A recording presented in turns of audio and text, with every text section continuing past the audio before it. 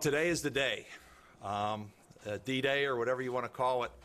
I have to tell you, this process that began a little over a month ago, we live in a great city, and I've always known that, and I've learned even more about it over the last month. And to see all of the things that some of us just take for granted, to know what Pittsburgh has and to see it, things we walk past every day, whether it's the incline or the Cathedral of Learning, and I could list dozens and dozens of things. The collaboration that came together to do this was tremendous. I almost feel like when you, going back to college, I used that analogy the other day, when you study for a test and you know when you take that test you did well. And I know that the proposal that we put together is, we did very well. We're going to get an A. And it's because of all of the great things that we have in this region that we can sell to Amazon. And this wasn't just something that came together in a little more than a month. This is something we have been doing and working on for years. As the mayor says, 30 years. Whether it's the talent in innovation that we've been developing, whether it's the great neighborhoods, whether it's the great sites that we have been preparing, the affordability that we have, the amenities and quality of life around parks and trails and arts and culture, et cetera, is just tremendous. Just today, there was another announcement. There was another announcement that Boeing, they're from Seattle, you might want to make a note, signed a long-term agreement with Near Earth Autonomy, another spin-off company doing autonomous airplanes. We know about the autonomous vehicles that are driving around our city, and now there's just another partner. So this continued growth and success of Pittsburgh is going to continue, and it has been. And this will be a great partnership to just continue that along. We'll be answering questions. We're going to have Stephanie Pashman and obviously my partner, Mayor Peduto, on this. But Stephanie has really brought together, as the leader of the Allegheny Conference, all of the partners that she represents from the corporate community, our universities, our philanthropic, our foundation community, and all 10 counties and beyond who have been part of this. So let me introduce Stephanie Pashman. Stephanie. Good morning. Thank you, Rich. So as Rich said, this was absolutely a collaborative effort. And I think in the spirit of Pittsburgh, in the spirit of the region, and in the spirit of the Allegheny Conference, that's what we do. We do collaboration. And so when this proposal opportunity presented itself, we immediately called into action our key partners in the foundation community, the university community, our partners in the 10-county region, our business, and of course our corporate leadership, along with our civic leaders and our government leaders, to make sure that we could put forward our best foot. And I will tell you, having read this proposal, that it gives me chills to look at the amazing things happening in Pittsburgh throughout all these sectors. What's even more significant is that while we sell a world-class talent pool, we sell a high quality of life, a good way to live, low cost of living, a collaborative business environment and community, what's even more significant is that we also are going to give Amazon a way to come to our city with a welcome mat that makes sense through the Allegheny Conference. We've created a new entity that's going to be available to them to make sure that this is an experience that makes it Pittsburgh their headquarters and their home in a very easy and efficient way, and brings to bear our collaborative spirit of the region. So with that, I'd like to pass it on to the mayor, who can help you understand a little more about this experience. Thanks, Stephanie. Thanks, Rich. This is it. So, future forged for all. That's our goal. And in this, there are a couple of books that explain in detail our proposal. Just like Coach Tomlin, who doesn't share his strategy book before a game, we will not be sharing our strategy book before Amazon has made a decision. But let me say this, Kevin, you can put it back in the vault. Guard that now. This is what's in there as well. It's a proposal that comes with a very unique ability to blend the talent that we are able to provide to Amazon with the locations and the sites that they can be here, with the cultural amenities, the natural amenities, the things that they are looking for in a new urbanist environment, in a cost of living that can't be beat. It also provides another critical component that with our conversations with Amazon we learned, and that is that they want to see how they will benefit all. It's not simply about what we can give them, but how can they come to a region and that region will be benefited. Things that we're already working on, like affordable housing and education, will be enhanced by their presence. And in a proposal that was put together with not only corporate leadership and civic leadership, but down to the nonprofits that serve all people in providing workforce development and training for all to be a part of it as well. These are critical components that Amazon asked for. And yes, they asked for bike lanes. So we also have bike lanes to offer them too. So I leave it at that, and just if we can answer some questions, and I hope you understand why we're not going to be able to get completely specific. It's for the same reason that no city is being completely specific at this point. We are in a competition. I feel our chances are very good. I can say that I feel that we are considered to be one of the front runners. And as Rich said, this isn't something that was put together over a month. This has been something that has been put together over decades. This is the work of everybody who believed in Pittsburgh at a time when most people said we were dead. And they never gave up. And they kept moving forward. And they rolled their sleeves up and they worked. And all we did is put it together into a book to show Amazon why we're the obvious choice. Can you talk at all about what kind of incentives we're offered? I know you can't talk about numbers, but what are the types of things we're offering, tax breaks, et cetera? What I will say is that the state and the Governor Wolf, has been very helpful, and the legislature, yeah, both sides, all four caucuses basically came together. Said we're not going to give away those details. That is a competitive process. But the one thing I think we can say is that the incentives are based on deliverables, meaning not just giving out tax incentives and hoping that the jobs come here, but after the jobs and the economic impact is delivered to this region, then the tax credits or tax breaks or whatever you want to say it will occur after that. Is it more than just tax breaks, though? Are we talking about property, grants, services? I think it's a partnership. It's what the mayor talked about. It's comprehensive. Affordable housing, workforce development, infrastructure, transportation, all the things that we can work on together. It's not just a check or a dollar figure that you could put on that thing that Kevin's hiding. Let me add one other point to it too. The idea is that we don't just offer a grant or a tax incentive to Amazon. That would then also be able to fund the parts that we're talking about benefiting all. That there's a component of it that would help us so that we do have a workforce that would be able to be ready for these jobs. That we are investing in affordable housing and quality of life for this region. But what's more important than any incentive that on a financial is the cost of living combined with the talent that we have.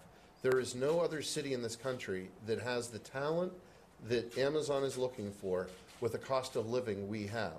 So no matter what the incentive other cities can offer, when you look at healthcare costs, when you look at the cost of energy, when you look at the cost of land, when you look at workforce costs, those costs over a 20-year period are greater than any incentive that any city can offer. So we will not be the greatest incentive or the greatest proposal for financial incentive, but we can more than make it up in the cost of living and the quality of talent that they have here. Will the proposal become public at any point down the road?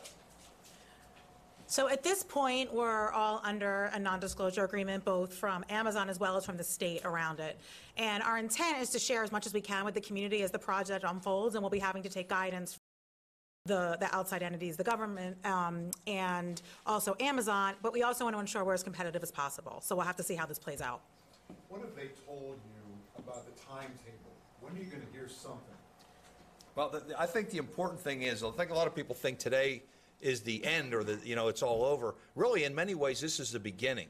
And what we're also going to say is this is a call for Pittsburghers, all Pittsburghers, to use social media. And we're going to talk about the website and how people can go on Facebook and LinkedIn and Twitter and talk about the great things that Pittsburgh has. So this is a big decision for them. For HQ2, this is a decision that's going to impact not just this region or any region that's successful, but Amazon for decades. So they want to take their time and be very judicious in going through this.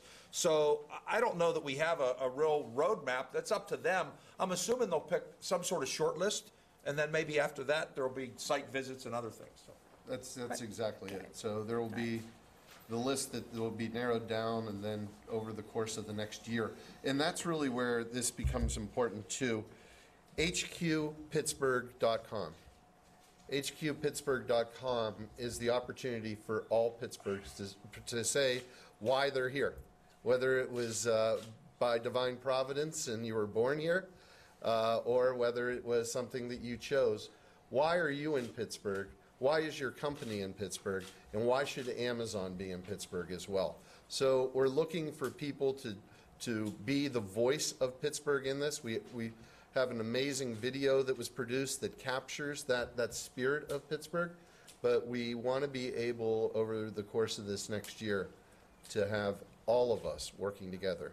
I can say this, that over the course of this past month, or whatever time that's been, the county executive, Stephanie, and I have been blessed with an amazing staff. Jen and Kevin and folks like Chris Hines, Bill Demchek, all stood up.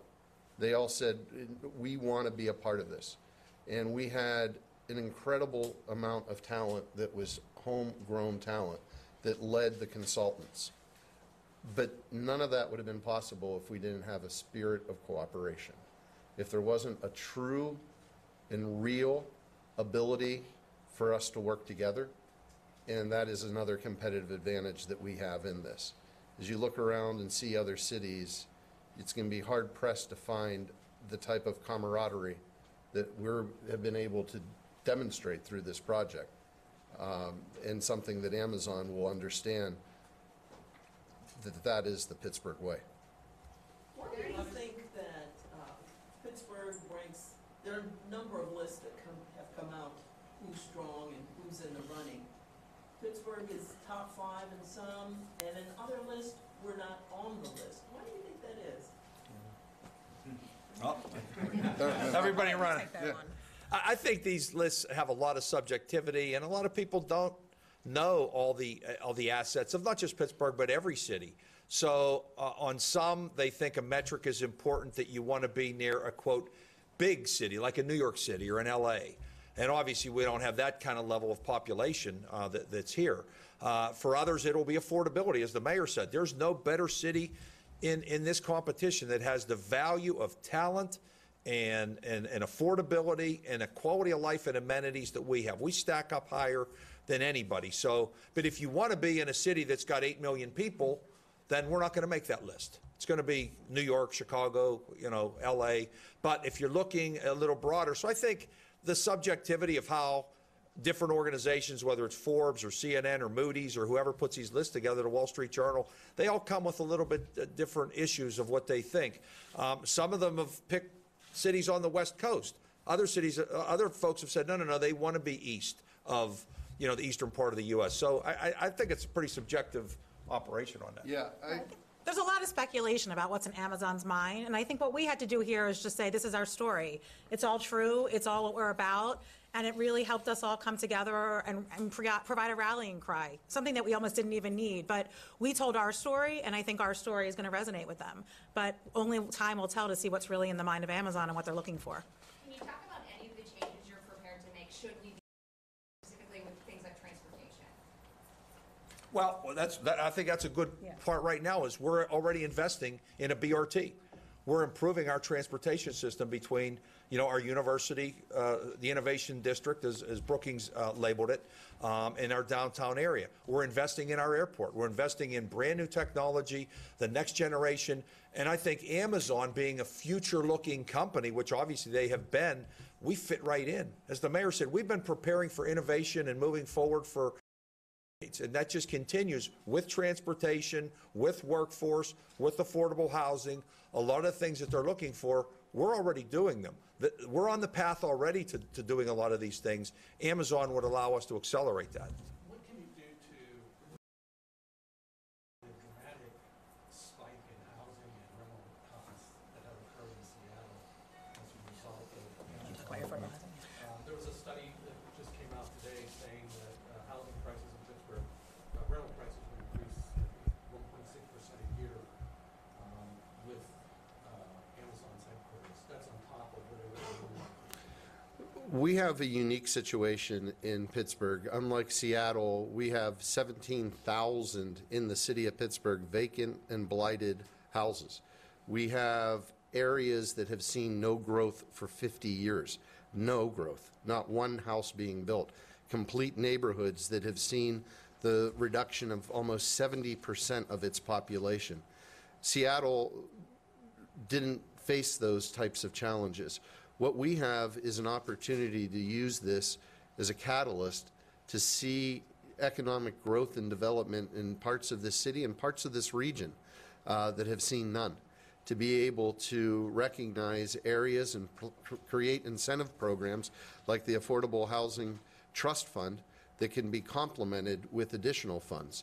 We will and are being proactive in these issues now. With Amazon, we would be able to provide even more resources to critical programs. As we look to create a pre-K for all 3- and 4-year-olds within the city, the opportunity to having Amazon and the revenue that would be generated would help to make sure that that would become a reality. There are so many societal benefits that would be offset by this, that those that would be considered potential threats of increased housing can be offset by development and growth in areas that have seen nothing. Can we possibly build fast enough to accommodate what they want? I mean, it took 3 years to build the PNC headquarters, and we have thousands of laborers working on other big projects in the region, so how are we going to get it done? So we are at a very, very beneficial point in this city's history. We have areas of, large areas of real estate that have already had the infrastructure built, or the infrastructure is going in presently to be able to build immediately. We have day one type of availability in other areas that they would potentially look in to be able to move into immediately, right now, today. And we have the opportunity to look at scattered site development all over, is almost like the a la carte menu to a menu, to be able to see that as well. The opportunities have been here for generations. We've done the investment that has been necessary to put in the infrastructure to make it so that it is development ready. And we have enough capacity for day one to be able to secure any location as of today. Can you, other than El Mono, can you tell us what other areas where there's already infrastructure, where they're shovel ready? Well, I think one of the great things that we have here is that those sites really have been ready. And when you think about some of the sites that, you know, you've written about, and there's dozens that are on there. You mentioned the Hazelwood Green, the old El Mono site that's been, you know, done the infrastructure, the streets are all put in, those type of things.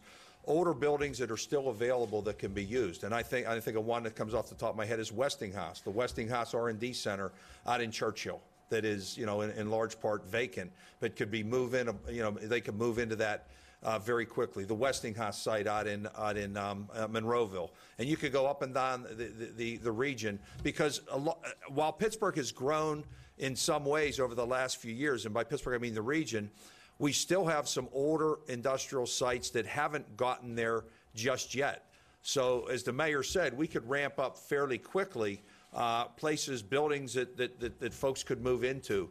And as Pittsburghers, back to the previous question, when we pull together, which we have in this instance, we can get things done, and we can get things done pretty quickly.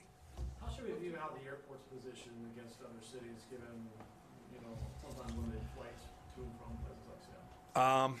That's something, as we talked about, the airport is growing and heading in the right direction.